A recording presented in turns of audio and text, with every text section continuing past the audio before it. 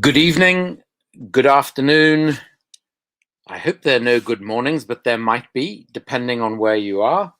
On behalf of Truth Defense and Shadow World Investigations, I would like to welcome you to this event on protecting and supporting whistleblowers. Thank you so much for being here, and thank you to our 4 exceptional speakers who I will introduce individually shortly. My name is Andrew Feinstein. I am the Executive Director of Shadow World Investigations in London. I am also a director, along with Justin Schlossberg, who is also with us, of Truth Defense. Truth Defense is a collective of citizens from many, many walks of life who are all concerned by the increasing use of disinformation, misinformation online, in traditional media, and in political advertising and campaigning. We're also concerned by the increasing use of defamation and other civil and public law procedures for politically motivated purposes, especially in the online sphere, what is sometimes referred to as lawfare. Shadow World Investigations is a small NGO that undertakes path-breaking investigations into cases of grand corruption, corporate malfeasance, and militarism, predominantly, but not exclusively, in the global arms trade.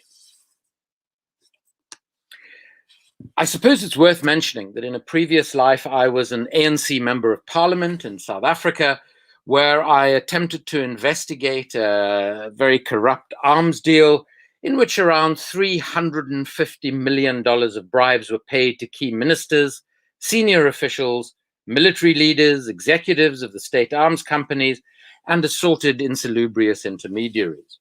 I'm the author of The Shadow World, Inside the Global Arms Trade, and the film of the same name.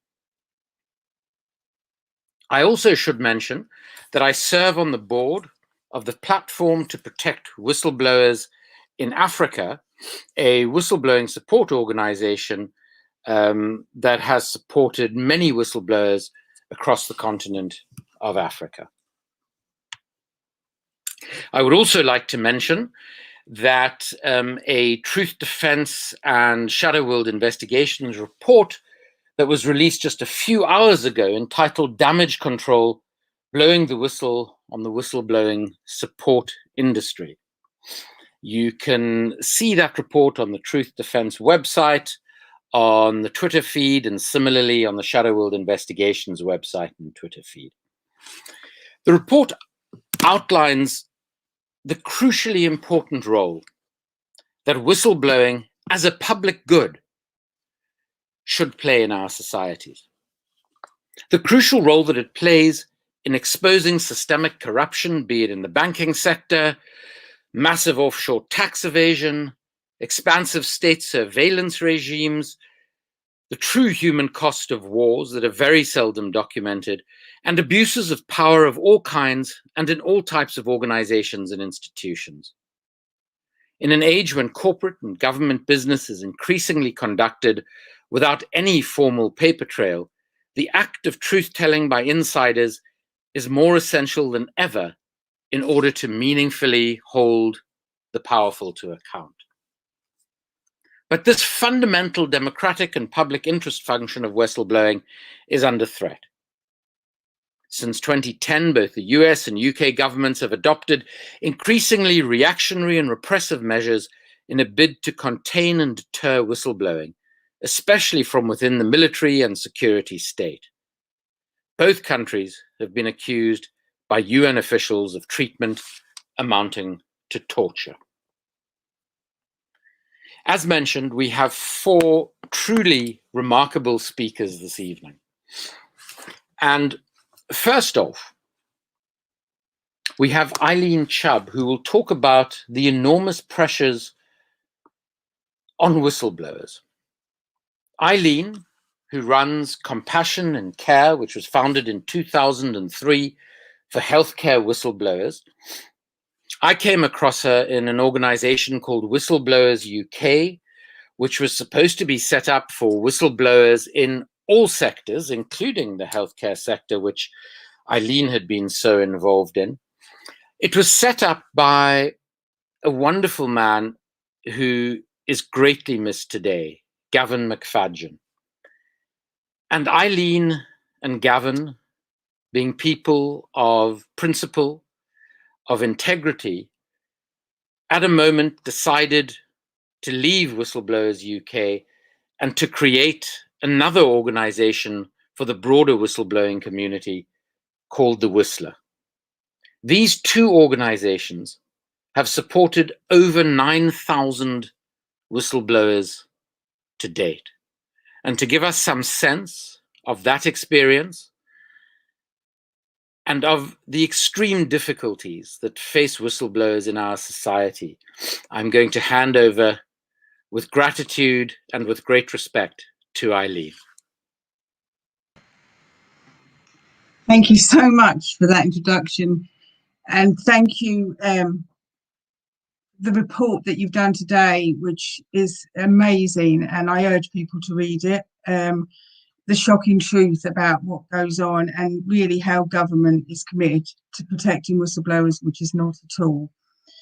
So thank you. I'd like to thank all those whistleblowers who came forward and gave evidence. Many of those people had already been through hell and had their trust destroyed by their employers, and to have come forward and given evidence about what's in this report. I know how much courage that took. I especially like to thank Tracy Austin, in particular, Duke of York whistleblower, who had the most contact with the Whistleblowers UK and was harmed the most because of that. Exactly 22 years ago today, I blew the whistle on abuse in a Bupa care home. The Bupa 7 case was the first case to use the UK law on whistleblowing PIDA, and it was the first case to be failed by the UK law PIDA. All of these failures were brought to the attention of Parliament. Our MP, who at the time was brilliant, called for a public inquiry. The government declined to act, and we've seen 22 years of whistleblowing injustice as a result. The current law was written by an organisation that is more grounded in compliance, or the containment industry, as we call them. Then, you know, it was never really written to be robust enough to go into a courtroom, and that's quite clear, and it was quite clear from the beginning. Things have gotten much, much worse since then, because the issue of whistleblowing has actually been hijacked by lobbyists, and justice for whistleblowers has been hijacked by people who can pay the highest price for their own agenda to be put forward in law, rather than what's needed by whistleblowers. What can we say about, we've raised numerous concerns about APPGs in general, and I'm not saying all APPG or party parliamentary groups are bad, because many of them are not, but the actual rules that apply are so lax that it allows widespread abuse to take place, so that you end up with a situation where, you know, the media receive a press release from a parliamentary group that says this, this, and this about whistleblowing, and that's taken at face value because it's from a parliamentary group. They must know what they're talking about, and that's the worrying thing, is the public trust and the public being misled by information that's been put out.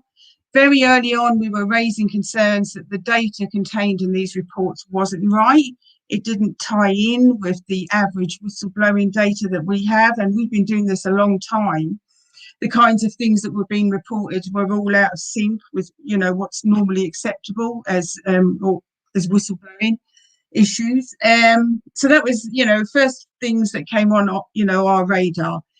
As time went on, we started to receive a considerable amount of whistleblowers contacting our helpline who'd previously contacted Whistleblowers UK.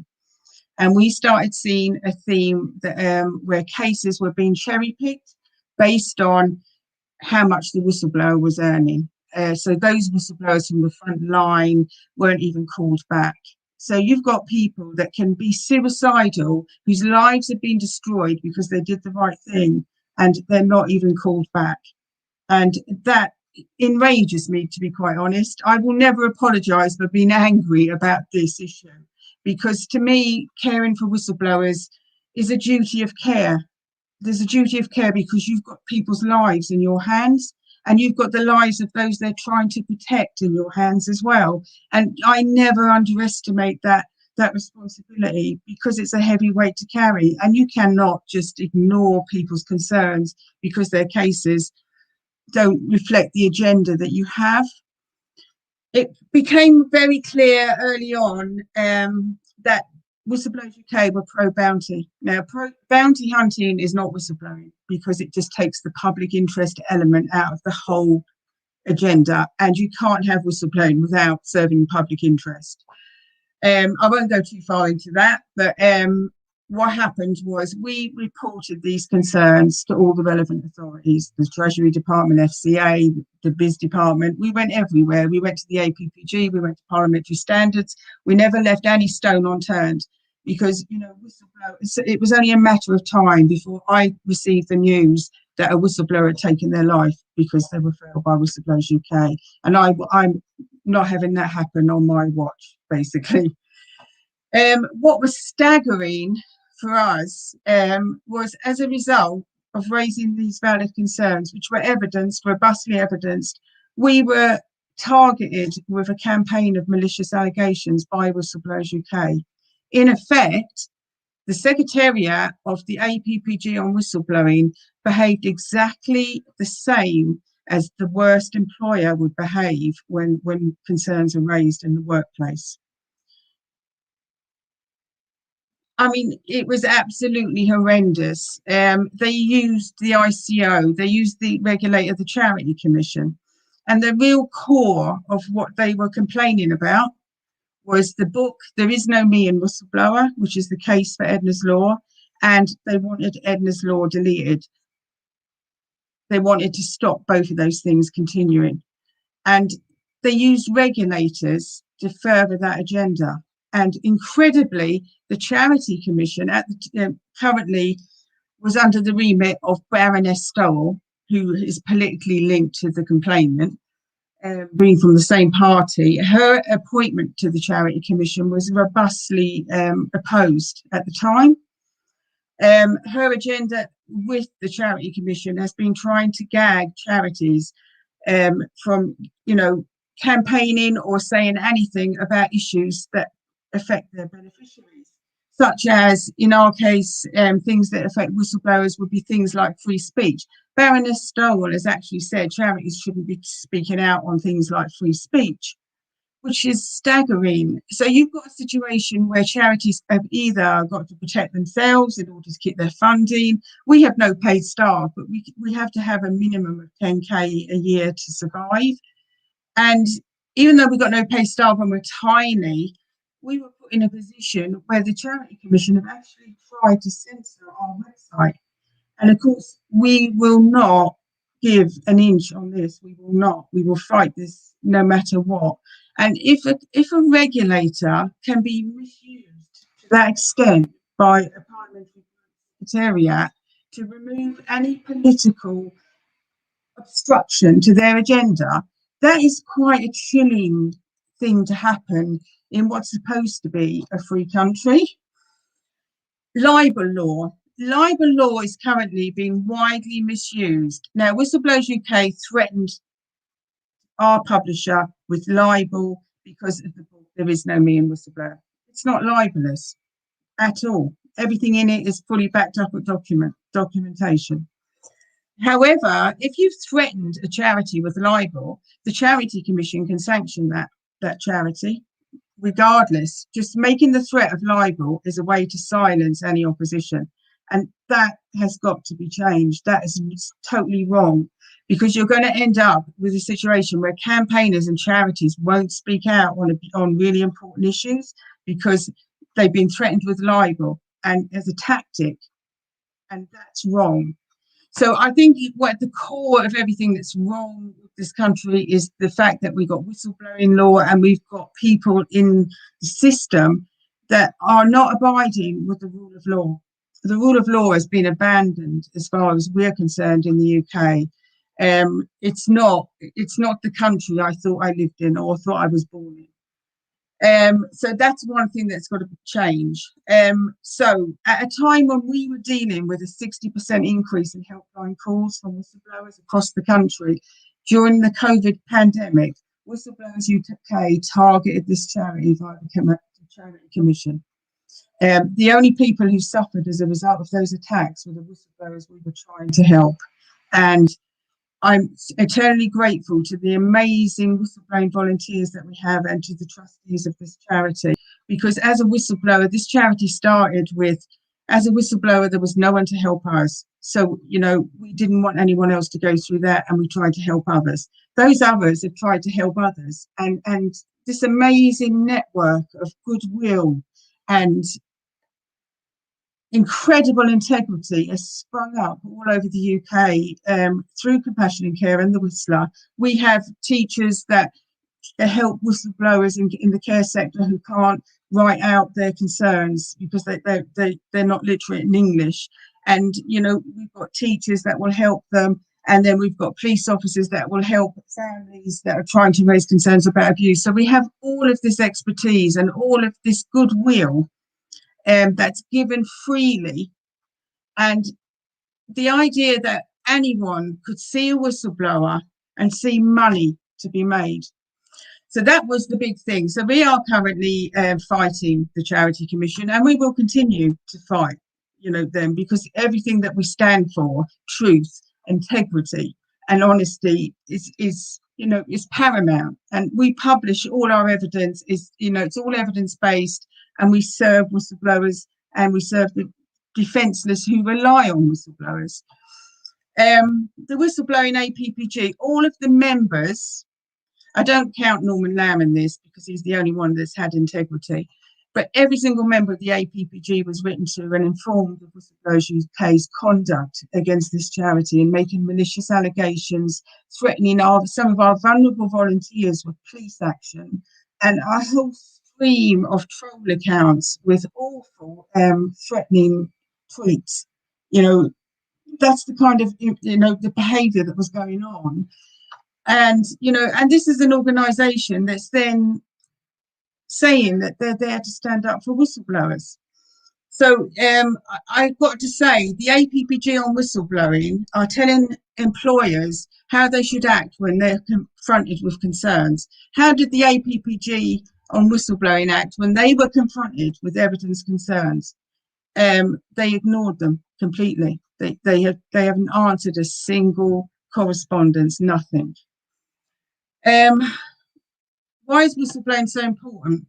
Well, in every single sector in this country alone, I mean, at any one time in the care industry, up to 1 million people are estimated to be abused at any one time. 1 million people. The only thing that stands between that abuse and you know, people being safe is the whistleblower. And if you multiply that to the transport industry across the board, you know, it's the difference between life and death. Yet we have a parliamentary system that allows a gravy train of dishonesty to run like rats through a sewer in our democratic system that's supposed to be listening to, you know, to whistleblowers.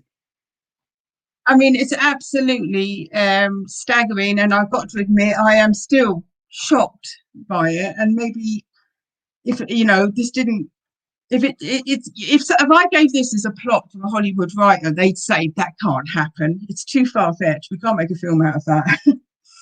However, that's why we campaign for Edna's Law.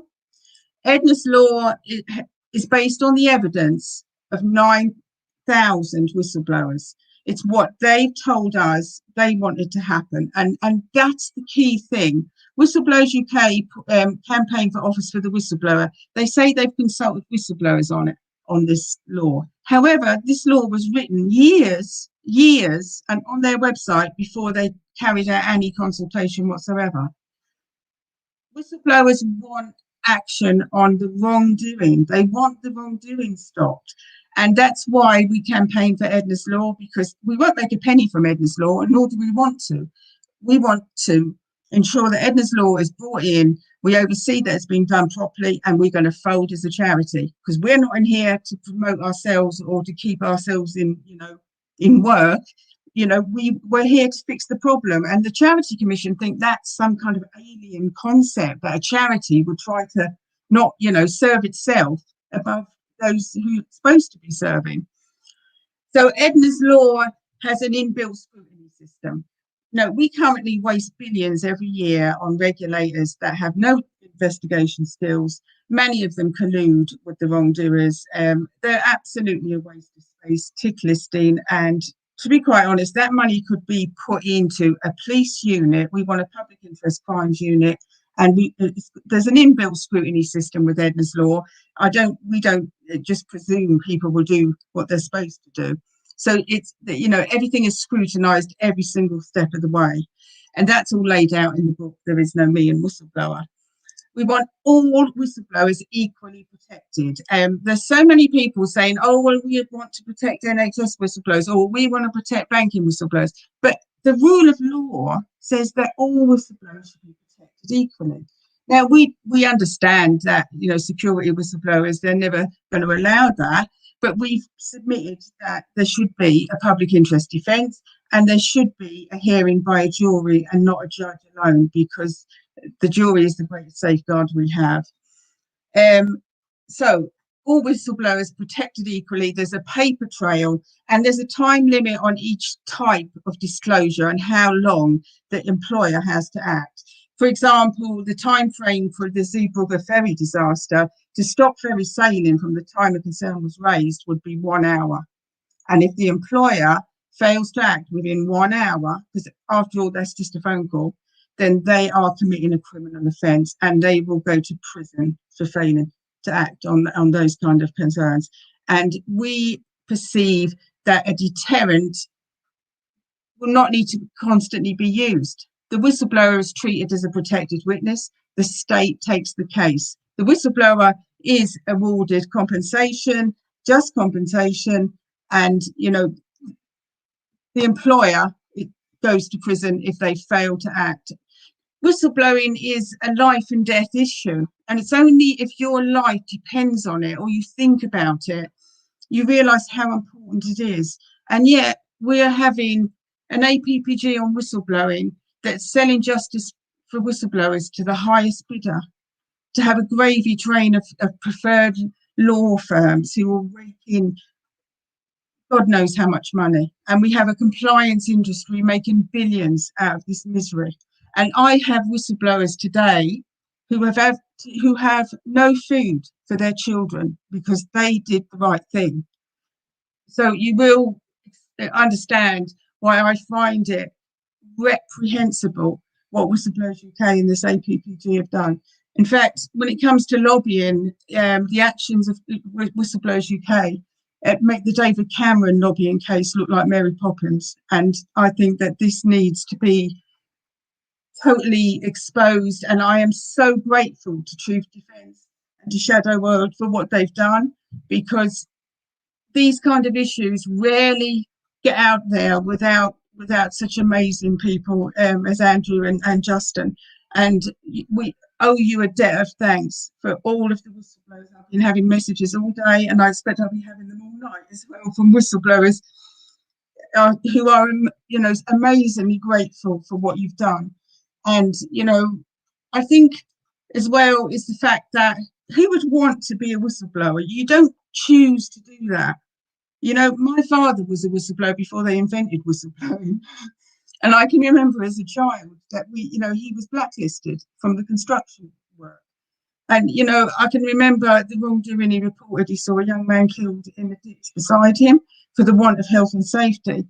And I can see, I was old enough, being 5 or 6, to remember the price that he paid for that. He had to go and find work in a different job. He could no longer work in construction. you know, these things and this integrity of whistleblowers that I speak to every day, they inspire us to fight and to, you know, to do everything we can to help them.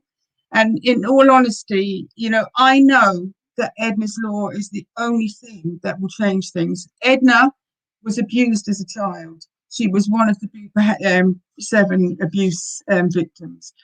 She had no family, and we dedicate the law to her, because when we get the victims of silence at the heart of the law and make sure that that is always foremost in the legal process, that their voices are heard, then we might see something close to justice.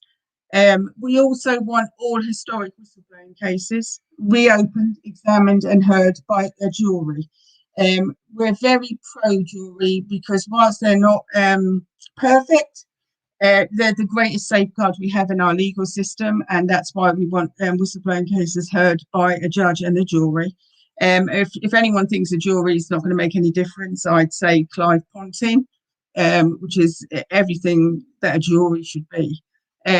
So I think Edna's law is the only way, because there's a paper trail. You haven't got this situation where whistleblowers are accused of not really whistleblowing, and they just said that now, and there was no whistleblowing, and all the smearing and all of the tactics that are used. And one of the greatest things that stops whistleblowing is about the wrongdoing, and I think that's been lost along the way, and especially with this APPG on whistleblowing. They see a whistleblower and they see a profit margin. We see a whistleblower and we see the lives behind the whistleblower that rely on that whistleblower's message being heard.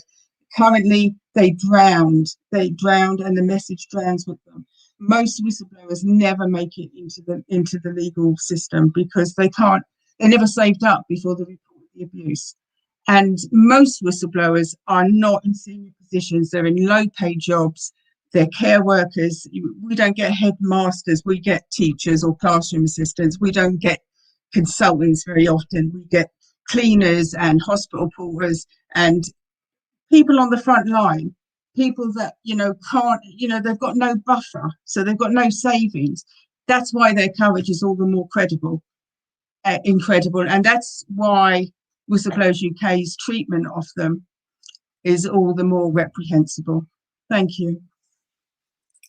Thank you so much, Eileen, for that incredibly heartfelt, lived experience account of whistleblowing in the UK today. And I think we all owe you, your 2 organizations, and the work that you have all done over many years, an enormous debt of gratitude. And I think it's absolutely clear in the comments that have come up as you've been speaking, the respect in which you are held by so many people. We're fortunate to have people from all over the United Kingdom who've joined us today, a number of them whistleblowers themselves, who have sometimes had bad experience in looking for support, but have often found help and assistance through Eileen's organizations. And it certainly comes out in the comments and the respect with which you are held. So thank you so much for that. We also have people from as far afield as Spain and South Africa, and of course the US. So for your benefit, if I could just clarify, the APPG that Eileen was talking about is something called the All-Party Parliamentary Group. These are groups that are established in the British Parliament on specific issues, and there is an APPG on whistleblowing. The report that we published a few hours ago raises some of the concerns that Eileen was voicing around the APPG, its links to Whistleblowers UK, a lack of transparency about the funding and financing of the organization and the APPG, a real concern that some of the support and financing seems to come from for-profit firms who stand to benefit from certain types of whistleblowing, and that Whistleblowers UK, together with these firms and more the APPG itself, are promoting what one would describe as a commercialized or corporatized approach to whistleblowing, what some in the comments have referred to as bounty hunting, where the prime objective seems to be some sort of settlement or payout to the whistleblower. But unfortunately, there are always others around the whistleblower who benefit at times inappropriately from these potential monetized forms of whistleblowing. So please do refer to the report for more detail on these concerns that I've mentioned and that Eileen spoke to so movingly. I think given the global pandemic that we have all been going through for so long now, with such profound disruptions to daily lives, with extraordinary numbers of deaths, the importance of whistleblowing in the care sector and the healthcare sector in particular has probably never been more important. So I cannot commend compassion and care more fulsomely. I think that you have done extraordinary work historically, but perhaps some of your most important work is still to come.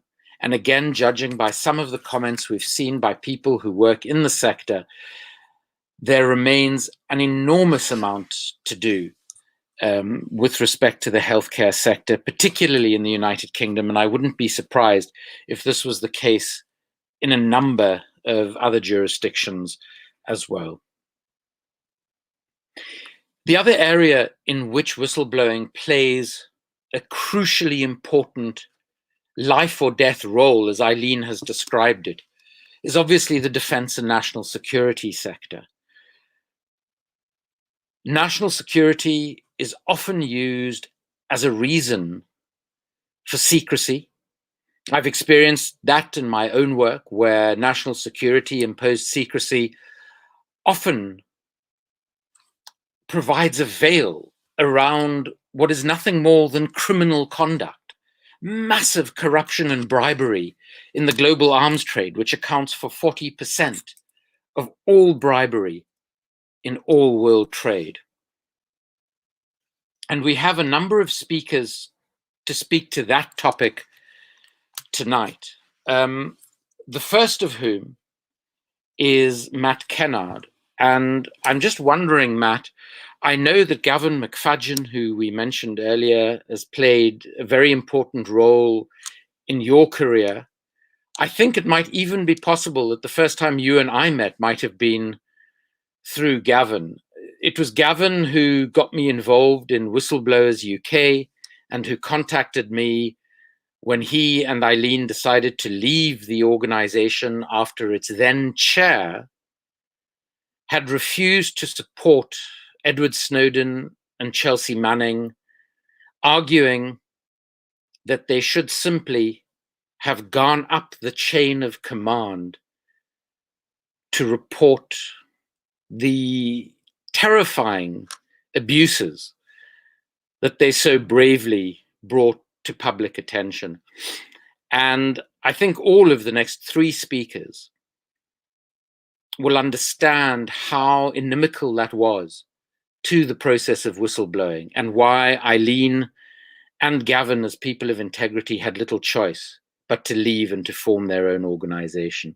Matt is, in my opinion, one of the UK's leading investigative journalists. I would describe him in the best possible terms as a campaigning journalist. He is the co-founder and a senior investigative journalist with Declassified UK, which he co-founded with Mark Curtis.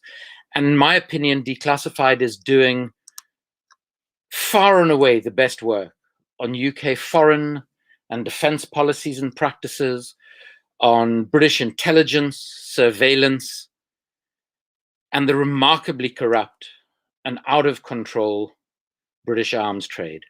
Matt is also the author of 2 books, Irregular Army and The Racket, and I'm really delighted that we have one of the country's finest journalists to talk to us on this topic tonight. Thanks, Matt. Can you hear me? Yeah.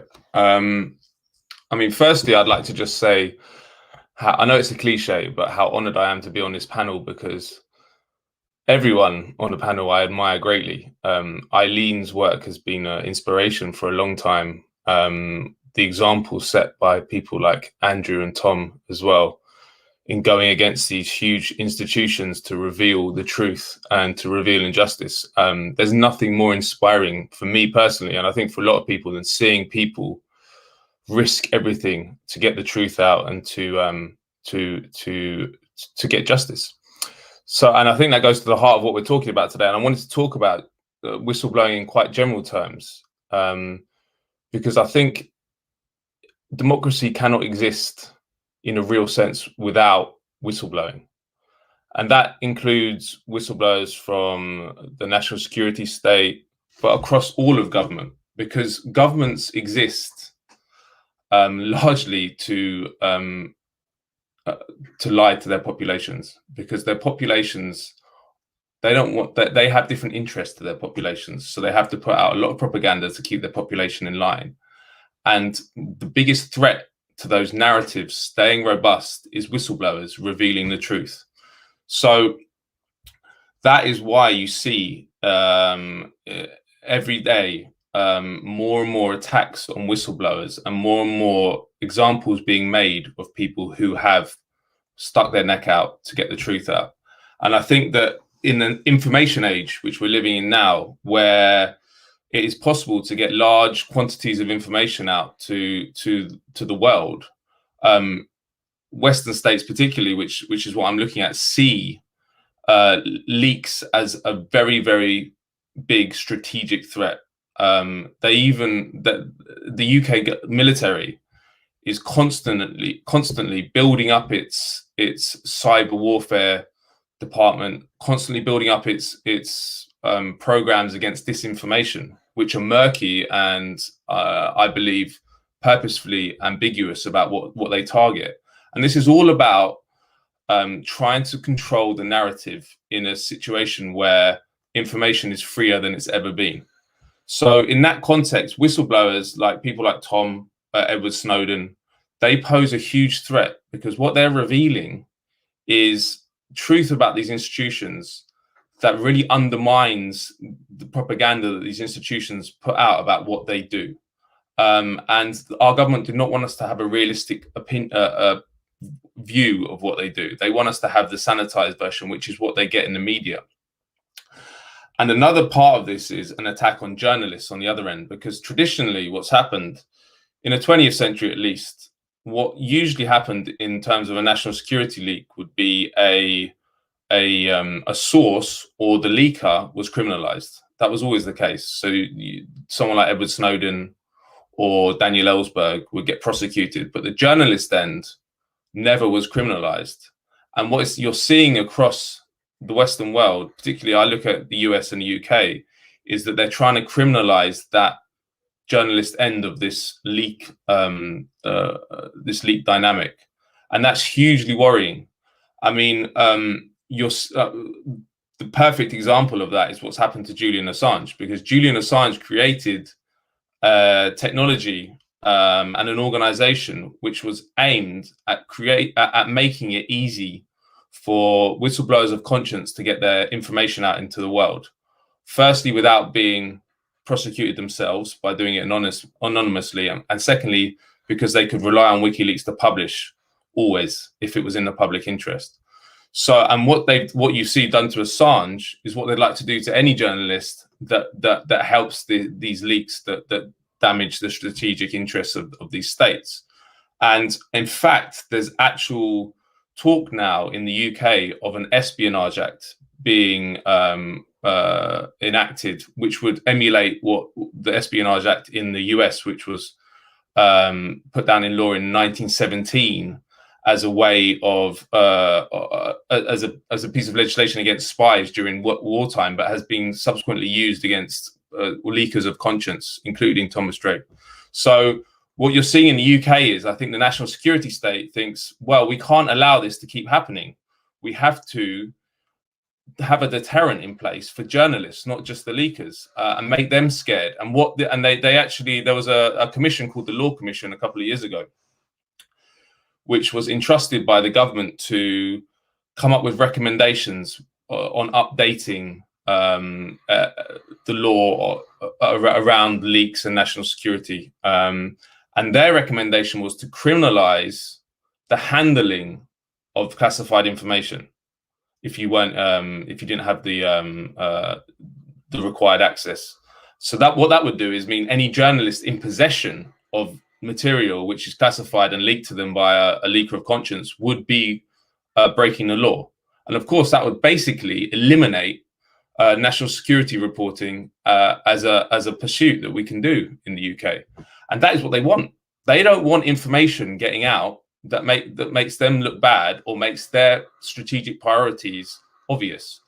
And what alongside this, you've seen a massive backlash against the media, which previously did provide a portal for leakers to go to. So, for example, in the case of Edward Snowden, there was basically he couldn't rely on any newspaper in the Western world, major one, to publish his leaks, apart from the Guardian, really. And it's unclear what would have happened if he hadn't gone through Glenn Greenwald. If he'd gone to someone else, it might not have happened.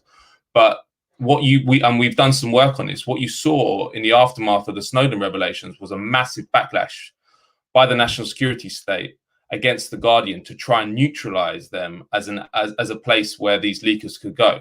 And that took the form of actually entering GCHQ, the Signals Intelligence Agency of the UK, entering the offices of the Guardian and overseeing their reporters smashing up the laptops with the Snowden materials. It's the kind of thing you'd expect to see in somewhere like China, but we saw it in the heart of London. And they did that. There's all sorts of mechanisms they use to co-opt journalists to stop them being receptacles for people of conscience within the national security state. And I think it's worked. There's a thing called the D-Notice Committee as well, which is a committee which sits every 6 months at the Ministry of Defence, which is a collection of security officials and a collection of prominent journalists. And they basically talk amongst each other about what articles they can and can't publish. In the aftermath of Snowden, the Guardian put their first person on the D-Notice Committee.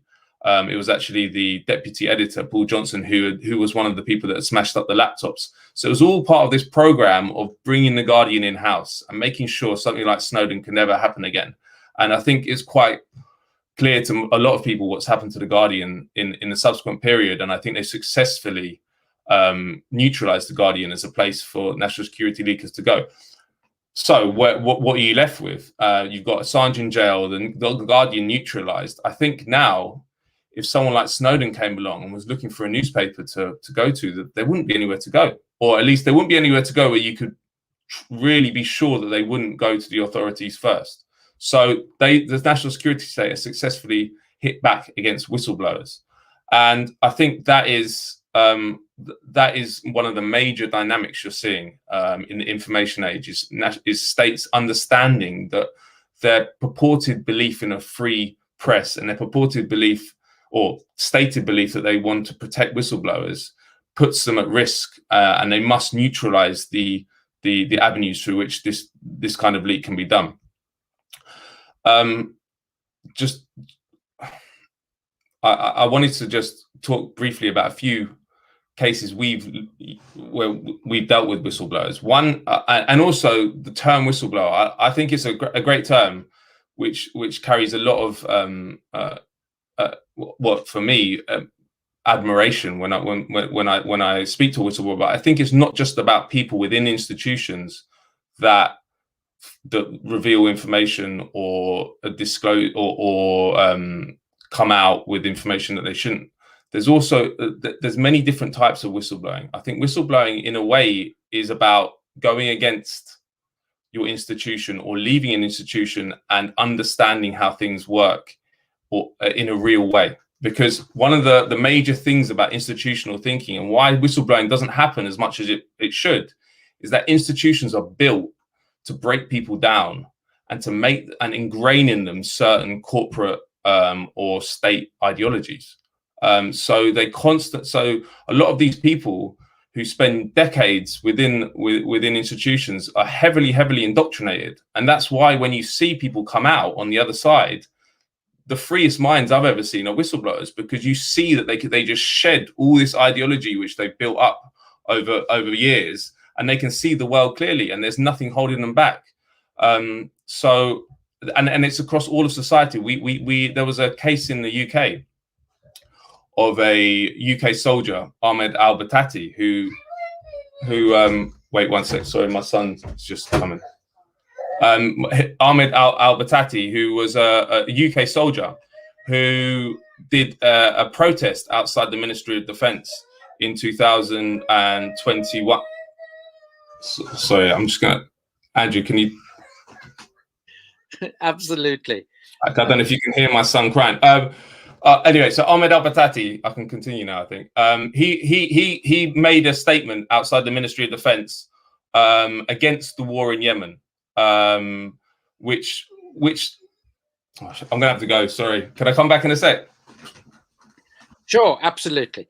Can I just say at this point, if you haven't read Declassified UK, please do. Just search Declassified UK. It currently is of a South African online publication called the Daily Maverick, but it really is an exceptional publication. While we're waiting for Matt to come back, I just wanted to ask my fellow director at Truth Defense, Justin Schlossberg, whether there is anything, Justin, you would like to just add at this point, coming out of the report about concerns that we have about the nature of the type of whistleblowing support that we are seeing in the UK at the moment.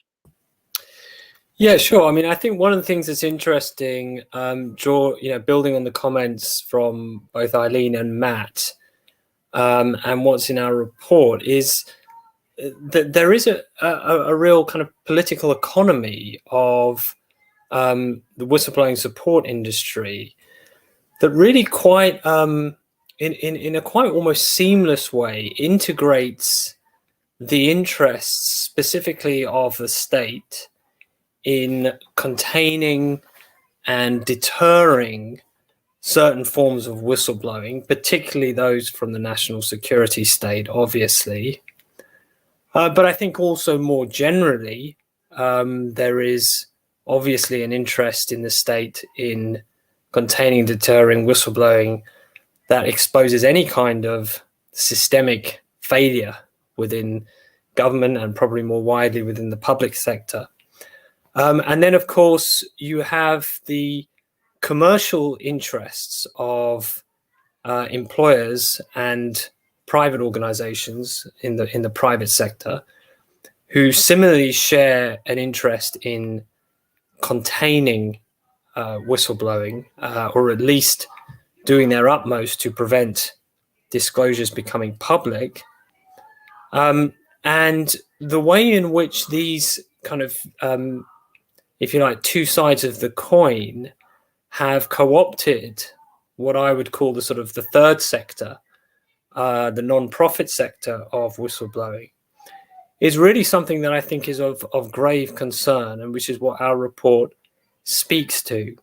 And when you have a situation where a whistleblower faces potentially the full wrath of the state, as you know, certainly people like Tom can attest to, or indeed their private organization, where they face the loss of, potentially the permanent loss of their livelihoods, their careers, and sometimes, of course, even worse than that, their safety, their well-being, their mental health.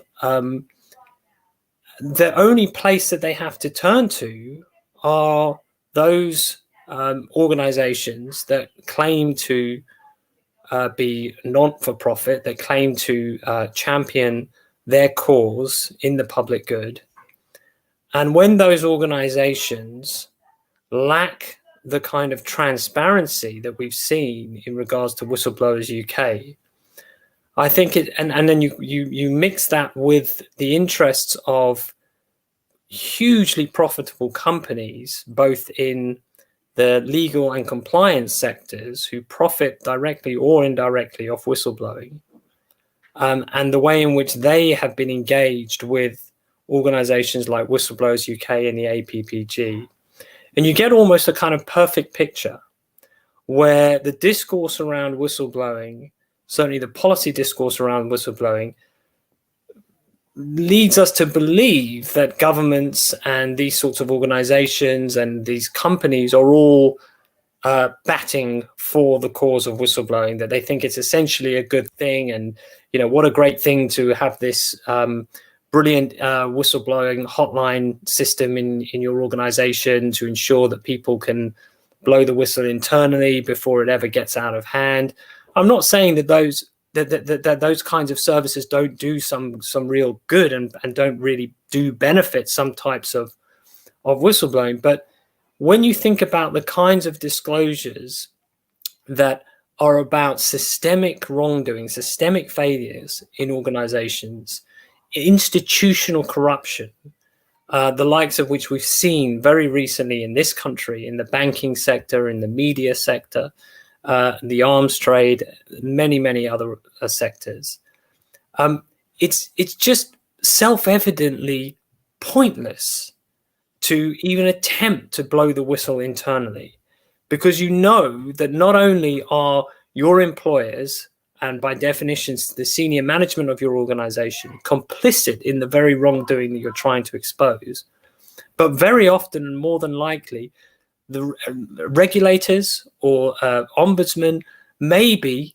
either tacitly, consciously, unconsciously complicit in it to some degree as well. And not only that, there is the point, as I think Matt was alluding to, that in a democracy, the public has a fundamental right to know when these kinds of systemic, ethical, or criminal sometimes transgressions are happening, particularly when they're within the state or the public sector, but also in many cases in the private sector. And then the last point is, not only do the public need to know, but only by making them public does anything ever really happen as a result in terms of meaningful accountability or reform. Thanks so much for that, Justin. While Matt deals with the situation at home, we're going to move on to someone who can talk both from their academic background, but more importantly from their activist role, about the issues that Justin has just spoken about.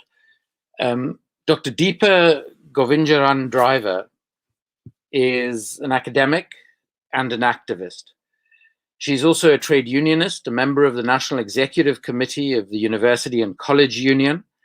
She is chair of Camden Momentum. She is an elected member of the executive of the Haldane Society of Socialist Lawyers and the steering committee of the Labour Campaign for Free Speech. In her day job, Deepa is a university lecturer teaching financial regulation and corporate governance, which is also extremely germane to this topic. Her research interests are in state and corporate accountability.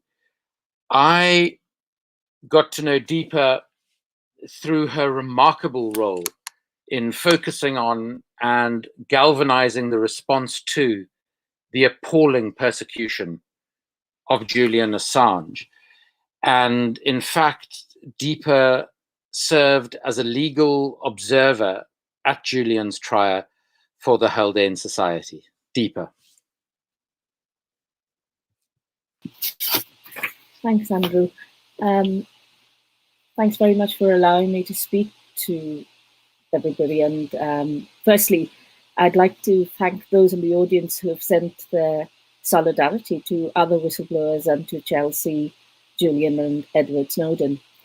I'd like to tell you a little bit about the case of Julian Assange and also about what WikiLeaks did for whistleblowers and why it was important and why it is that that what is happening to Julian now is really important if you're an activist campaigning on NHS issues, on issues related to care homes, on issues related to environmental degradation, on issues related to corruption, on issues related to the arms trade. I'd like to start by taking you to the case of a German citizen by the name of Khaled El-Masri. Khaled El-Masri was on holiday and was abducted while on the Macedonian border. He was shackled, hooded, sodomized, severely beaten up by those who abducted him. He was then rendited to a CIA black site in Afghanistan where months of torture continued, at which point the CIA suddenly realized that this was a case of mistaken identity. Now, rather than release Mr. El-Masri, having what he describes as completely destroyed him as a person, they continued to hold him in captivity while they argued about who would take responsibility for what had happened to him. Mr. El-Masri was then dumped on the Albanian border, where he was picked up by Albanian police and repatriated back to Germany. Now, at this stage, you would expect that Mr. El-Masri would get some support from the German government. People weren't believing him. His family had left Germany and gone back to Lebanon, thinking he had abandoned them because this was 7 months later. And instead, the United States put pressure on the German government not to allow Mr. El-Masri to get any justice.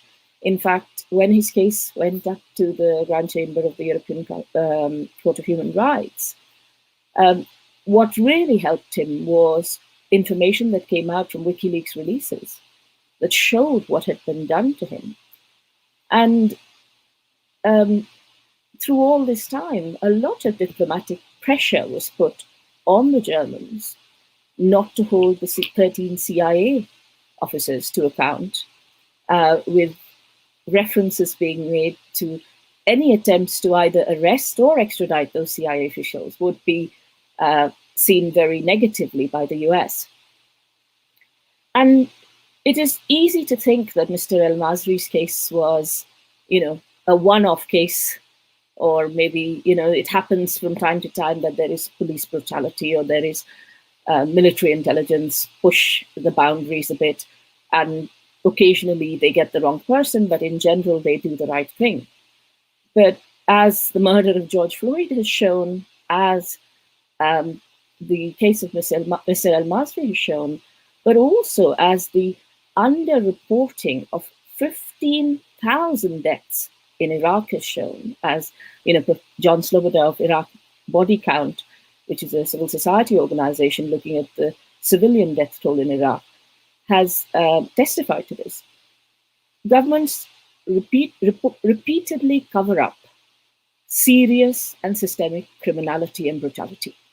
And we see this in Abu Ghraib prison and the torture of people there. We see this in Iraq. We see this in Afghanistan. And what is really a living example of this, of how the United States uses legal arbitrage to prevent people getting due process, to prevent people even getting basic rights within the US Constitution, is alive and kicking in Guantanamo today, where 780 odd men, all of Muslim origin, suffered untold horrors, absolutely despicable treatment, rectal feeding of peanuts and pasta, waterboarding, beatings, excessive sensory deprivation for prolonged periods of time, threats to have their family raped, murdered, tortured. That still exists to this day. And then the United States and Britain, who are its ally in war, go around the world telling other countries how to deal with human rights violations. And this is a joke. This is a travesty. And in this context, you also, not only did you have these horrendous wars, you also had a context where the media had changed, in that it was moving away from print media. It was moving to very oligopolistic structure of ownership, with a few very powerful people controlling the media and controlling the acceptable range of dissent, what we call the Overton window. So you can say a few things, but don't go beyond these boundaries. And then, in addition to that, you have a news cycle which puts pressure on journalists to have soundbite type information.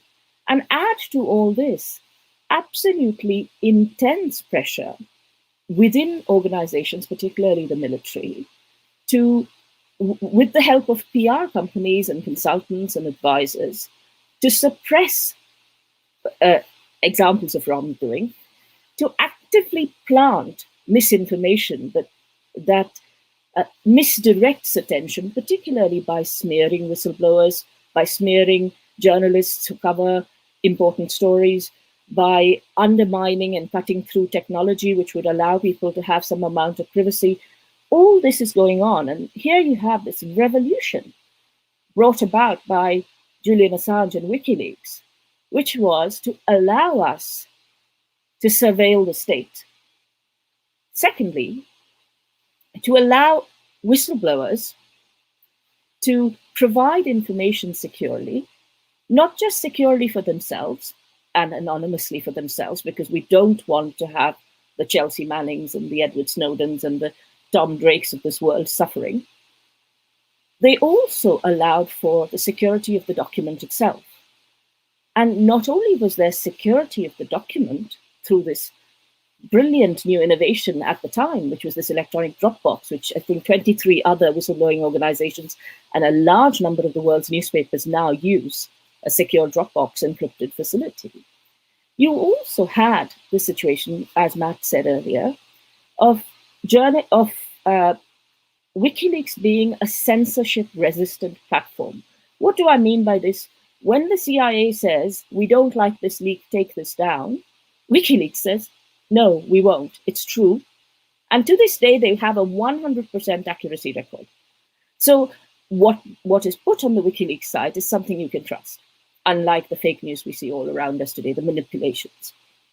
They disintermediated this news from the journalists in some ways, in that people could look at the source data, they could look at the journalistic information, because WikiLeaks partnered with the largest organizations like the Washington Post or the New York Times or the Guardian on the big stories, so you could have analysis, but you could also see the source data, which was a lot of academic rigor. But also, if you came back to that information, having received some other information from the Freedom of Information request, you could make sense of it. So if you were a researcher, if you were somebody who had been affected like Mr. El-Masri had, you could look at the data. You didn't have to rely on the self-censorship or the news cycle for your case to be known. WikiLeaks also partnered with very small organizations like Al-Akbar in order to allow stories which were relevant to smaller countries and to different regions to be firstly vetted, but also understood by their local population. Therefore, they allowed for the bits of the Arab Spring, which means they were hugely important in allowing democratic oversight of the government. Because what do governments and many of these security services try to do? They try to put up walls, as do corporations, which are largely sociopathic in the way they engage. They try to put up walls to prevent us from understanding what's happening behind closed doors. And unfortunately, it is us as stakeholders, as members of society, who actually suffer when corporations do something wrong. And we bear the costs, and many of these costs, whether to whistleblowers or to people like Edna or to people like you and me, are not counted in any balance sheet anywhere.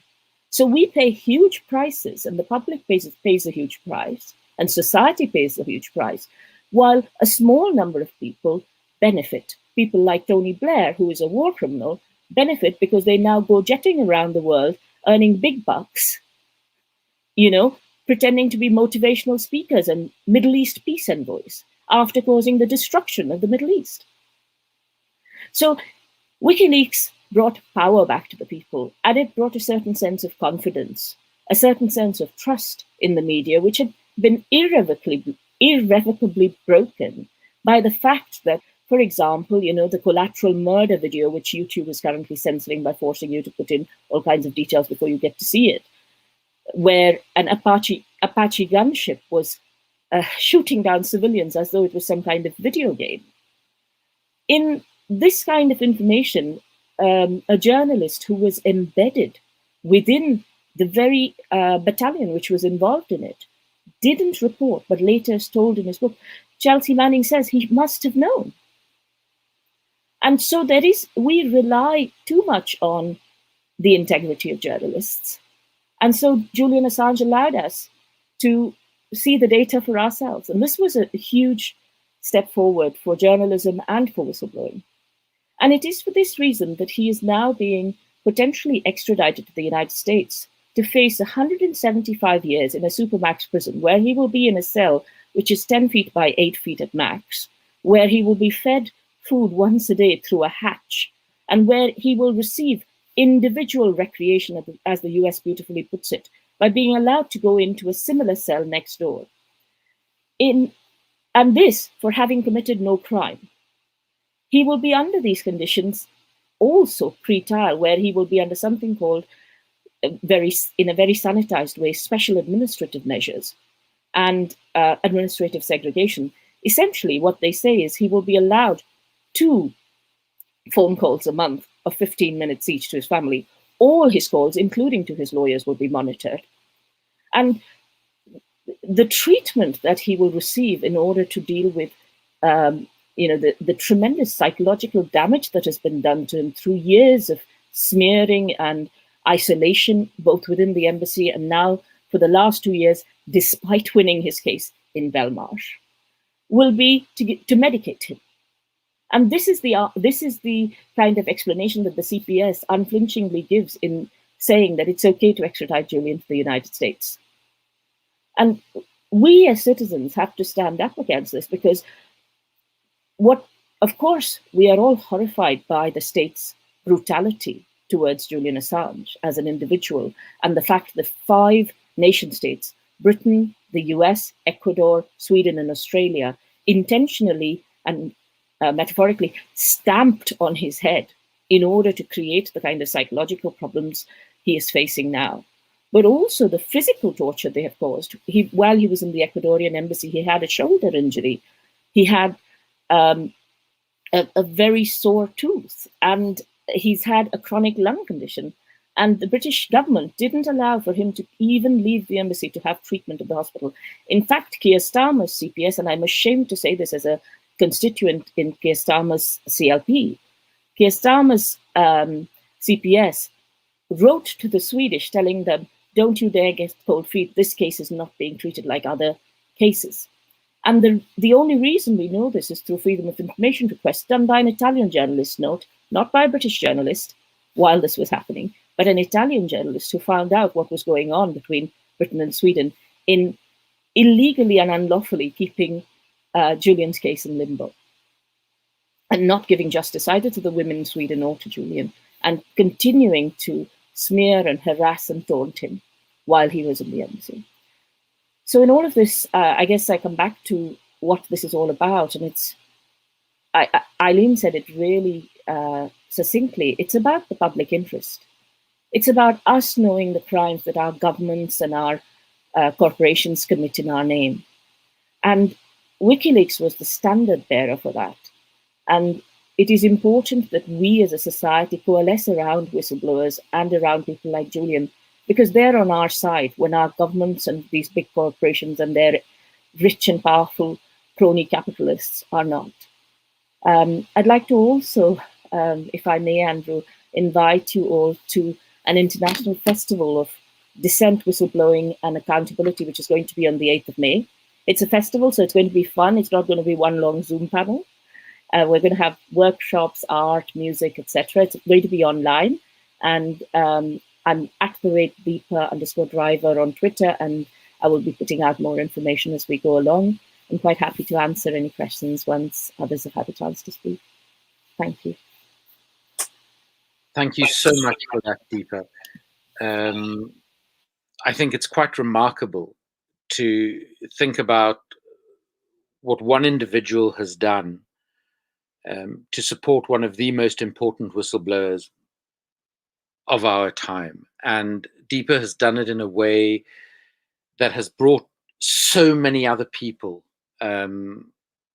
together to fight for Julian's basic human rights, to protect what it is that he has done for us all, and to end his suffering. I think we've been very privileged tonight. We started off by hearing from Eileen Chubb, originally of the Bupa 7. We have heard about the case of Julian and its contextual importance to all of us in the work that we do in whichever sector. And our final speaker, who it's a great pleasure to introduce, was a senior executive at the US National Security Agency, a US Air Force and Navy veteran, and a whistleblower who was charged under the US Espionage Act. It's an enormous pleasure for us to be able to welcome Tom Drake to this panel discussion, and Tom, to ask you to tell your story and to put it in the context of whistleblowing today. Thank you, Andrew. And I really want to acknowledge all the other whistleblowers who have been on the panel today. My story is quite complex, but I'm going to summarize it in the space of probably 7 to 10 minutes. The fundamental question, though, is what would you sacrifice or give up to tell the truth? And when I say tell the truth, this is truth about power or of power. Power is a strange thing in society, especially if you hold it over others, especially if you have power in terms of an institution, especially if you have power with respect to the national security state. I was a part of a system that had enormous power. I was in the military twice. I even had a short stint where I was at the CIA, Central Intelligence Agency for the US. I spent a lot of time as a contractor as well, working on a whole myriad of very interesting projects, most of them in secret, but not all. And I had an opportunity to join NSA at a very senior level to make a difference. And when I say make a difference, the irony of NSA falling further and further behind with respect to the dynamics of the digital age. We've had the information age, going all the way back to Marconi and even earlier, but the digital age that emerged in the 1980s, and just the incredible acceleration in the volume and variety and velocity of data. My first day on the job was 9/11, interestingly enough. The day that I actually reported to my duty station after getting checked in and taking the oath to support and defend the Constitution of the United States of America for the 4th time in my government career. And it's a piece of paper. It is an oath. I had taken it 3 times earlier, and I certainly wasn't going to break fidelity with the oath that I had taken. And here I was, leaving behind a very lucrative consulting business at the time, kind of giving up the freedoms that I had in sort of the go-go 90s and the internet age in the early aughts.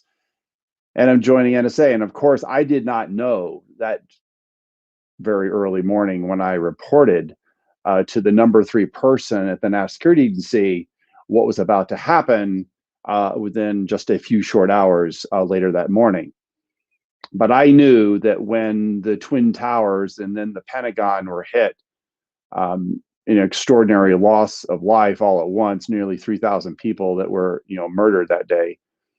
I knew that the government, interestingly enough, had failed in providing for the common defense. This was never supposed to have happened. The National Security Act of 1947, in part, was established so we would never be surprised again. meaning a la surprised, as in the attack by Japan on December 7th, 1941. And so this extraordinary Cold War era national security state, military industrial complex, which arose with great rapidity under Truman and then really Eisenhower presiding over it. And of course, the intelligence complex.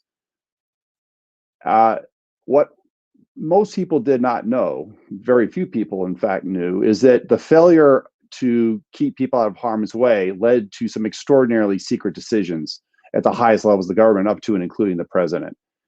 I became aware of those decisions made in the deepest of state secrecy. In fact, the secret of mass surveillance, in particular, mass surveillance as a regime that was rapidly being employed against the domestic side of the United States. NSA had this vast, edifice to listen in on the communications of quote unquote other countries. Here, the power in secret, in the deepest of secret, is being turned on its own population. And I knew I could not stand by. If I did, I knew I'd be complicit in a crime committed by the government. I would be standing by and watching the subversion of the Constitution. And so I chose not to remain silent. I exercised moral agency at extraordinary risk. And I ended up blowing every whistle through every disclosure channel that existed, knowing that I would be exposed. I knew that internally. And so over a period of several years, I cooperated with a couple of investigations, Congress, the Department of Defense, and I began to experience in those intervening years, 2002, 2003, 2004, going into 2005, increasing retribution and retaliation. And I had one more place that I could go. I had one more place, and I've had extensive conversations with Daniel Ellsberg about this. I knew him when I was in very, very young teenager, when all that was breaking in the 71 to 73 timeframe with the Pentagon Papers. I knew what the risks were. I knew that Ellsberg, had been charged on the Espionage Act for the first time in American history for non-spy activities and for going to the press. And so I ultimately crossed the Rubicon, as we would say historically. I touched the third rail. I ultimately went to the press in the public interest, knowing that in doing so, that I would not only was putting my entire career at risk, but or worse, meaning I would probably lose my job, but the government was probably going to come after me. They were not going to take kindly to exposure of a state secret in which they were an abject violation of the rights of human beings, particularly when it came to the right to privacy. And that was just one of a number of things. Plus the utter failure to protect people, the cover-up of the intelligence failures of 9/11. And then the other part I blew the whistle on was the massive increase in spending after 9/11 to quote unquote fix the problem, meaning that we were going to spend billions and billions of dollars as if that was going to solve the big data problem. Just throw tons and tons of money at it, and guess where the money was going? To contractors. Those are the things I blew the whistle on. And so, no long story short, I found myself having my house raided in late 2007. I was ultimately I was under surveillance, electronic and physical. The government then spent the next several years figuring out a way to charge me. And guess what? Lo and behold, I ended up being indicted on the Espionage Act in April of 2010, facing 35 years in prison. So I paid an extraordinarily high price for speaking truth to and about power. I spent 14 months defending the very essence of who I was and my own integrity. Everything else was stripped aside. Huge cost, of course, and loss in my own personal life as well as my professional life, persona non grata. Ultimately, I was able to prevail. I did not go to trial. I did plead out to a minor misdemeanor for exceeding authorized use of computer under the proviso the government would drop all the felony charges against me, and I went free. And so I cannot tell you what it means, even to this day, after these years have gone by, what it means to be free, and what's also an extraordinary risk. The whistleblowing, really, we are serving the public. We are the ones that are doing our best, in spite of extraordinary long odds, to hold power to account. And power is not going to let that easily give up or cede. They, obviously, especially if they're using that power to cover up crimes and wrongdoing and violations of the law, and then they have the same power to actually go after you. And of course, the Espionage Act is increasingly the equivalent of the Official Secrets Act in the United States, and it's become the go-to act to go after whistleblowers, to shut down dissent, to shut down anybody who dares to confront the state. And so it's really, where do you go, right? Well, you go to the public in the public interest, because threats to public safety, health, wrongdoing, even at the highest levels of the government, it's important to call that out, even at extraordinarily high cost. Because what we're standing for is standing for a future in which we do not want power simply exercising that kind of abuse of power, but also the abuse in controlling others as well.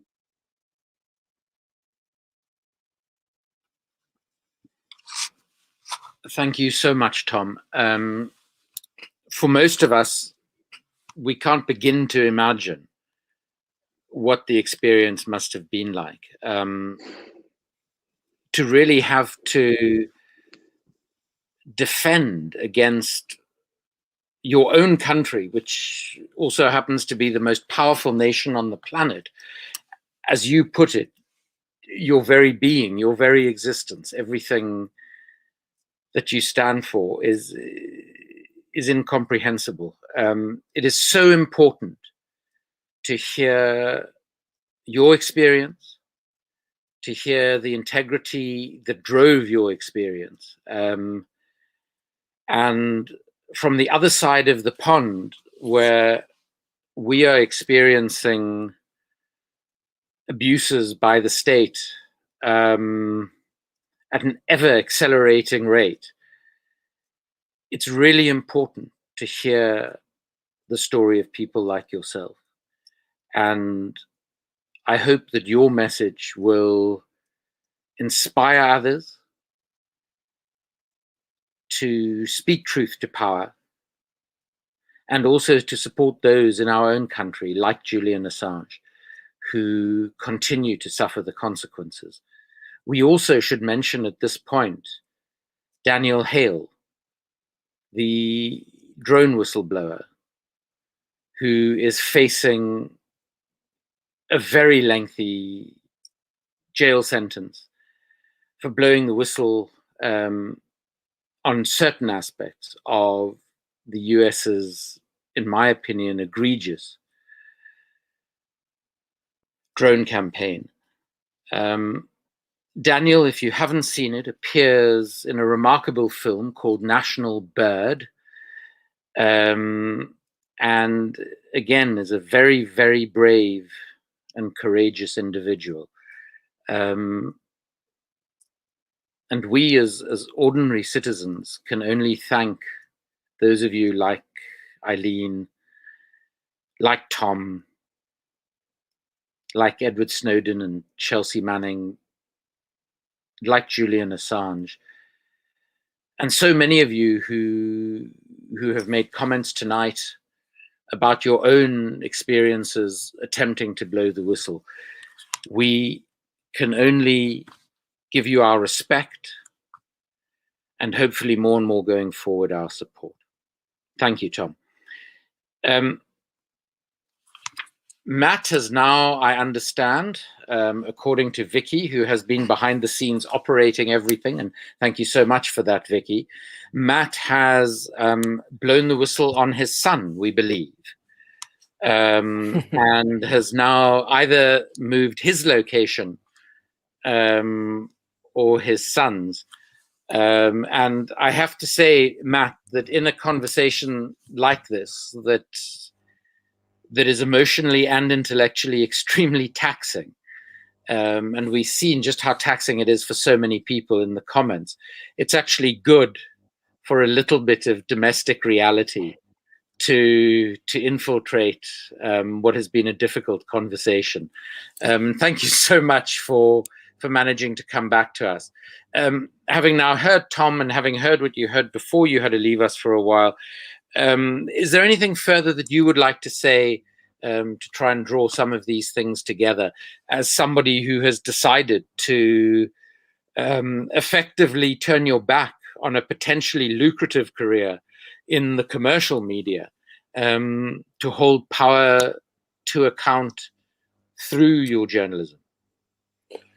Yeah, I mean, I'd like to, just follow on a bit from what Tom said, because I think that it's important to understand that in our world at the moment, we are seeing a huge backlash against democracy across the world, against our civil and human rights by our own governments, from Brazil to the UK to the US. There's been countless pieces of legislation that this government are trying to bring in to really restrict our ability to show dissent, and that is conscious on the part of the people that rule over us. They don't want their priorities, which they want to project domestically and around the world, to be threatened by an uppity population. So there's things like in the UK, legislation being touted where there'd be a 10-year prison sentence for taking part in a demonstration which is deemed annoying.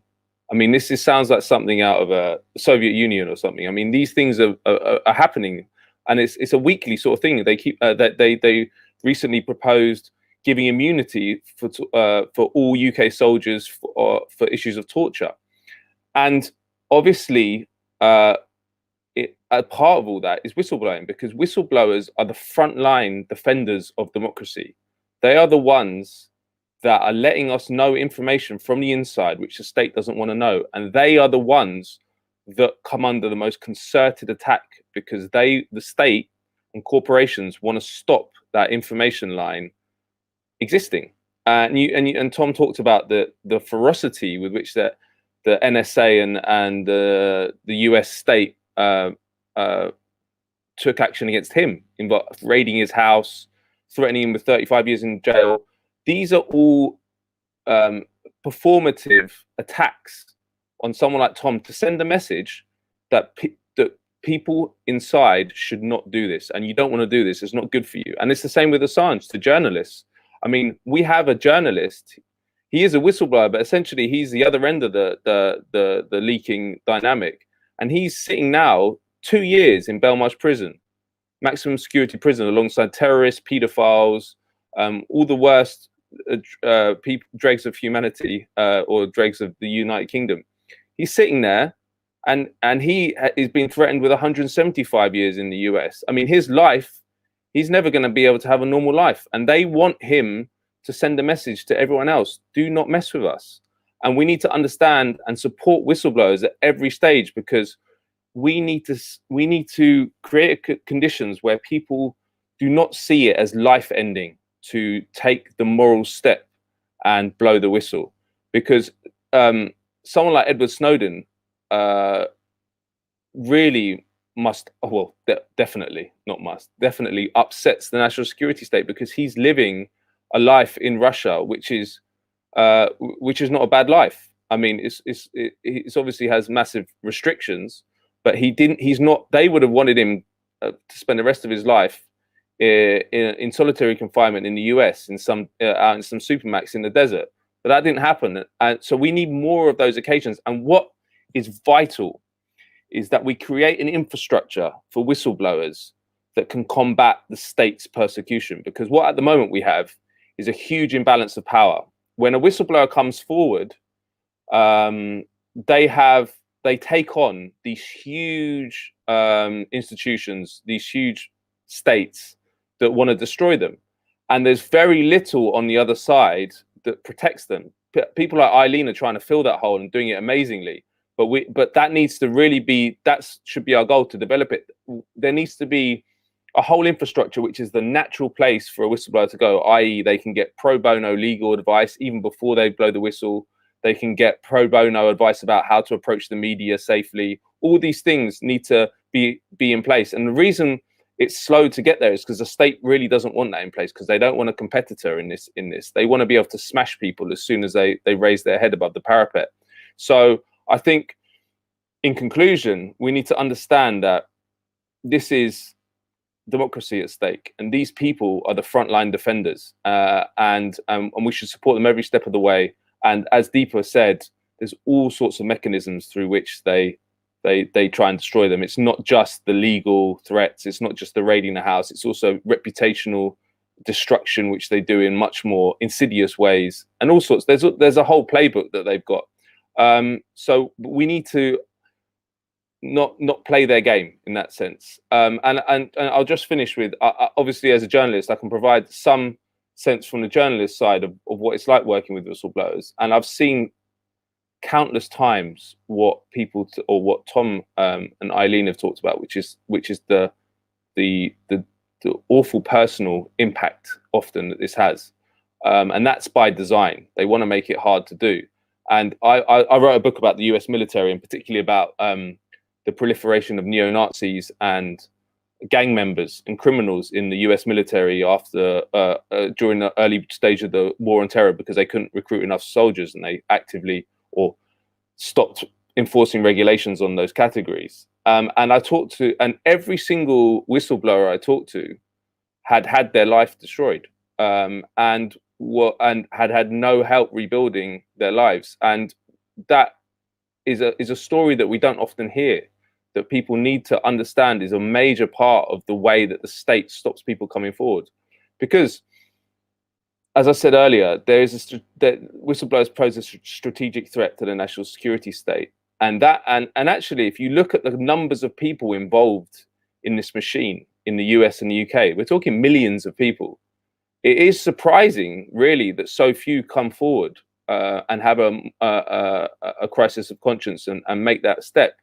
And the reason is that you risk everything. There is the chance that you would spend the rest of your life in jail, or have everything you own taken away from you, your family life destroyed. All these things stop people coming forward. So our goal as defenders of democracy and defenders of human rights is to create an infrastructure for these people going forward, whereby you can live a normal life and you can be celebrated as the hero that you are after you blow the whistle. Thanks so much, Matt.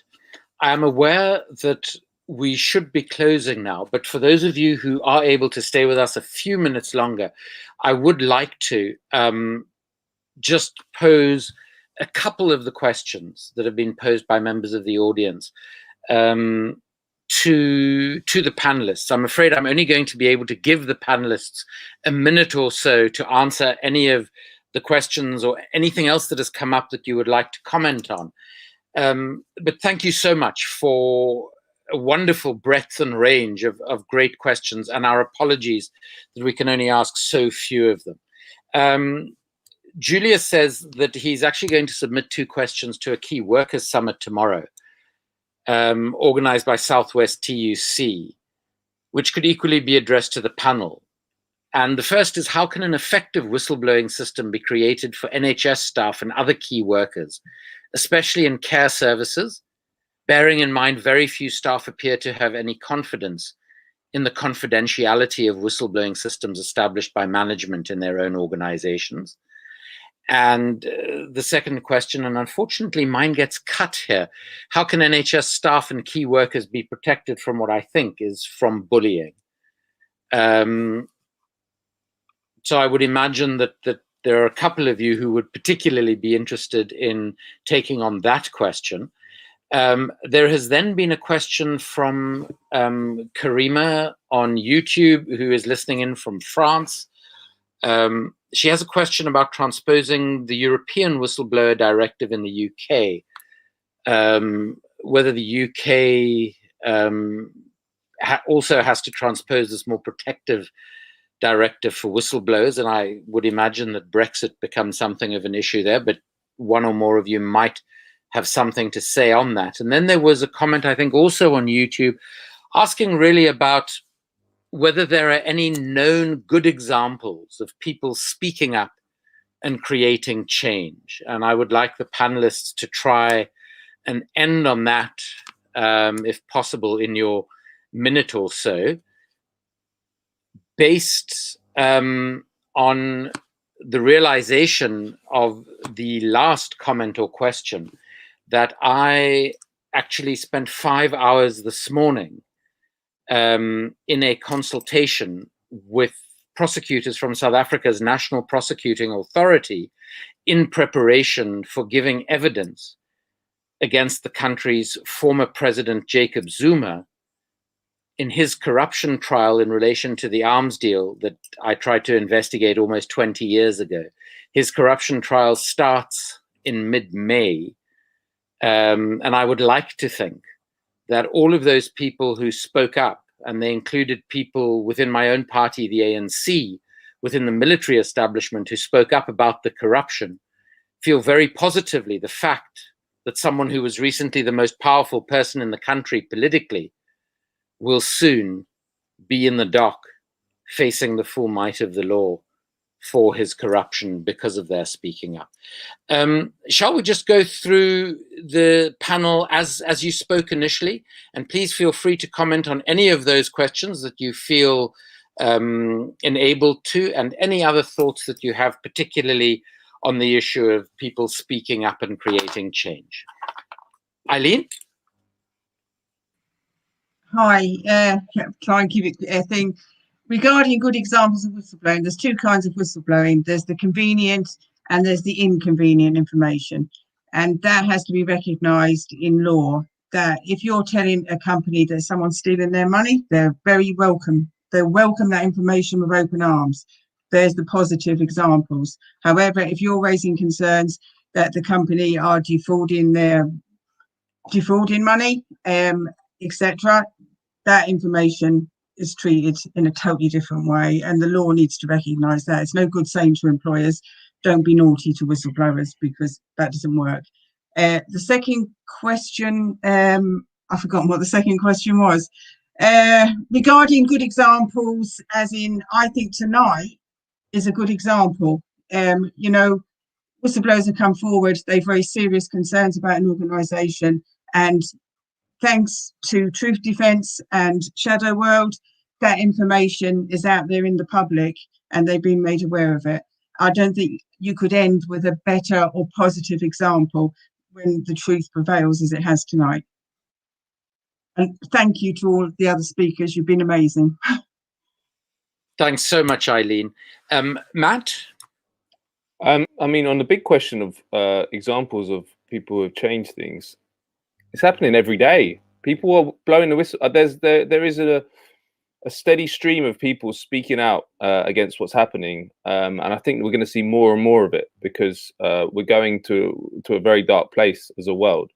And I mean, there's people like Snowden, Tom, in the sort of field that I look at, national security. But there's also on the journalist side, heroes as well, because what we have to understand is that although in civics class, the media is presented as this noble fourth estate that holds power to account, it's mostly hot air. And in fact, the media operates often as an arm of the state. And it is actually very hard for a lot of these important whistleblowers to get their information out. One, because there's no journalists that they can trust. And two, because the papers that they go to are co-opted by the very forces that they're exposing.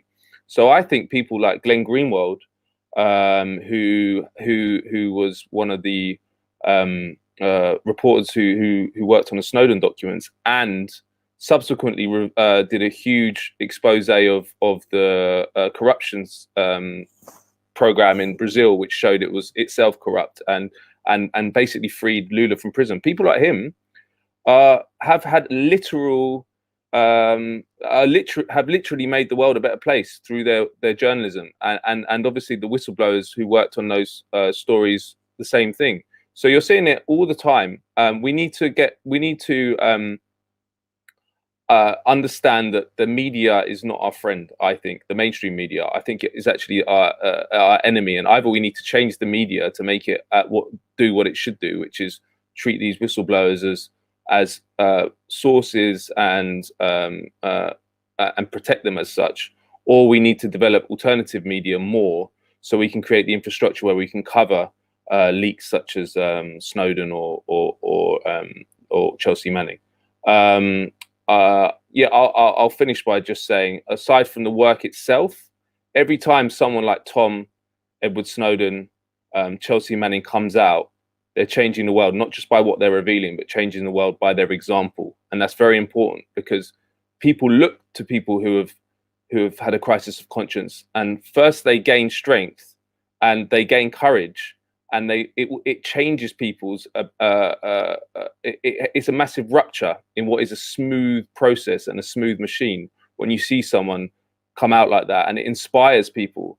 And it's not literal in the sense that tomorrow someone's going to come out, but a slow burn over many years, when people working inside these institutions, which are often doing bad things, are seeing people have a crisis of conscience, it gradually sort of grinds down on them. And it might, at some stage, have the effect of them being the next whistleblower. So yeah, I think it's optimistic. We just need to be wary of the backlash, which is already happening and is going to get worse. Thanks so much, Matt. Deepa? I think Matt is right in saying that courage is contagious, and it is really important for us to recognize that in each of us educating ourselves about the criminality of Britain and America, the imperialism, the stamping down on Black lives, whether they are in America or through slavery or in Iraq and Afghanistan, the understanding of what's happening when large corporations dump toxic waste off the Ivory Coast. These are all small steps towards changing the world. And one of your listeners asked, where do we see a positive example? You see it in the Arab Spring, in the information that WikiLeaks revealed that led to a change of government in Tunisia, that led to changes in how the Iraqi parliament provided immunity for American soldiers, in the changes that we have seen, at least in my personal level. I'm an academic who was before that a banker and a regulator, crossed over from the dark side, and I never thought that national security stuff would even be interesting to me. Or what WikiLeaks did, it was interesting in the background, but as you are listening and as we are speaking, we are all educating ourselves and creating a community where we respect and safeguard people like Tom and people like Chelsea and people like Julian, in order that we can have a better society. And there are 3 or 4 ways in which governments stamp down on these kinds of people, and this is what we have to be careful of. Number one, they smear or muckrake through very well-networked organizations like Stratford, which public relations consultants, those kinds of companies. They plant false narratives in mainstream newspapers. So they say, oh yes, we're going into Afghanistan to liberate the women there. Or they co-opt some legitimate civil society actors, people who are supposed to be safeguarding our interests, whether they are an APPG or whether they are an advocacy body of some sort, and plant people there. And lastly, they use techniques such as lawfare, but not just visible lawfare through taking it through the court, but invisible lawfare through reductions in information provided through Freedom of Information request. I've received Freedom of Information requests where I've got 30 pages and there is hardly one word across those 30 pages that is not blacked out. So this kind of thing must be stamped on, and as we as citizens, as long as we sit back and take this kind of behavior, we will continue to have the kinds of governments and the kinds of political actors that we have. But the minute we are the many, we are together, and we are the 99%, and we need to hold the elites and the 1% to account for how they are destroying and destroying our world.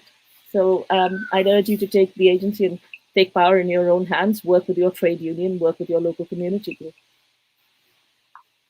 Thank you so much for that, Deepa. Tom? Yeah, there's a lot at stake. And I think one of the things I'm left with as we finish up this panel discussion is I've called it the de-evolution of democracy worldwide. The trend lines have not been really positive over the last number of years. Sort of the rise of autocracy, the rise of authoritarianism, the kind, power's not going to give up. And I don't know, it's corporate power, whether it's state power, and everything else in between. One of the things that is really crucial going forward, and there have certainly been a number of proposals, some have actually gone forward more formally, is whistleblower rights. Meaning it's one thing to blow the whistle, but if you, and even there are laws, even in the United States, that quote unquote give whistleblowers certain rights, but rights without a remedy really is as a paper tiger. And I think I'll speak to the United States perspective when it comes to whistleblowing, especially inside the formal structures of power, is the access to the courts. And in fact, that it's possible to have a public interest defense. One of the things that's been run over, roughshod, is if it's national security, that somehow there's this exemption. If it's national security, that takes primacy over rule of law. And in fact, I would argue that national security is increasingly taking the place of law as sort of the shadow rule. Those trend lines are not good.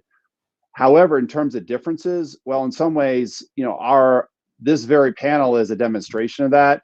But even in the United States, just recently a bill was introduced, which has been referred to as the Fourth Amendment is not for sale. The right to privacy, the right to be left alone, the fact that you need a warrant. And it's been triggered, ironically enough, and there's bipartisan support for it, significant bipartisan support, is that it turns out that there's third-party companies, non-governmental entities, corporations, where the government has been using their relationships, which is part of my own whistleblowing, in which they sell or provide, and they certainly are not doing it for free, data on huge amounts of data on people and persons and who we are and all of our digital transactions, and selling it back to the government. Well, wait a minute, whose data is that? And so the fundamental question I ask in all of this is, what future do we want to keep? And that ultimately comes down to, and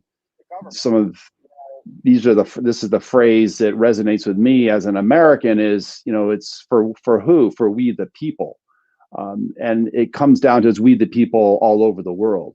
And I think I'm increasingly encouraged with all the challenges we face, with all the disruptions that we've seen, even in the past year with the pandemic. People are not whistleblowing. People are whistleblowing. People are coming forward. Courage is contagious, and the need to stand up and speak out against those who would dare take our rights away, who would dare take away our commons, who would dare have exercise abuse of power and social control over us. This is the role of the whistleblower. And so we really are speaking to a future in the present that we want to have for everybody. Too many of us have seen a future that's quite dystopian. I don't want to have people go through what I went through. And so part of this is our own common humanity and doing so together. Thank you so much for that, Tom. And thank you to all four of you for extraordinarily informative, but at the same time inspiring input during the course of this discussion. Thank you so much to all of you who have listened in, who have participated with your comments, your questions. For those of you who are whistleblowers, you have heard about some of the organizations of support. I cannot recommend highly enough Compassion and Care and The Whistler. And I think the integrity of the organizations shines through in everything that Eileen has said.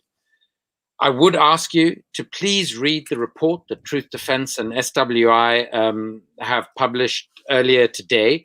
Let us know any further research that you feel should be done on this crucial issue, any of your thoughts on how whistleblowers can be better supported. I would also like to thank those who organized this event, Justin, Vicky, Rona, and all others who have contributed to the report and to setting up and promoting this event.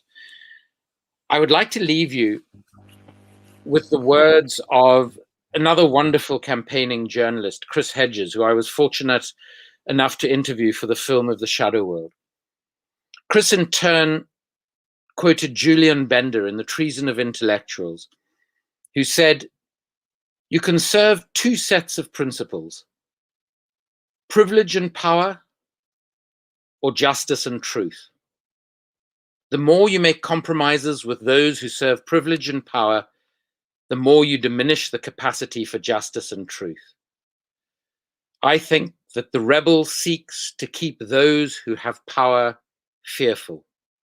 The rebel decides just to be a giant pain in the ass. There are enough of us involved tonight, involved in terms of the people we have spoken about and their support structures, to make a difference to the countries we live in, to the worlds we live in. Our democracies exist to serve us, the citizens of those democracies. Let us do everything we can to make them more transparent, more honest, more just, and more equal for all. Thank you so much for your participation tonight. We wish you strength, courage, peace, and health. Good night.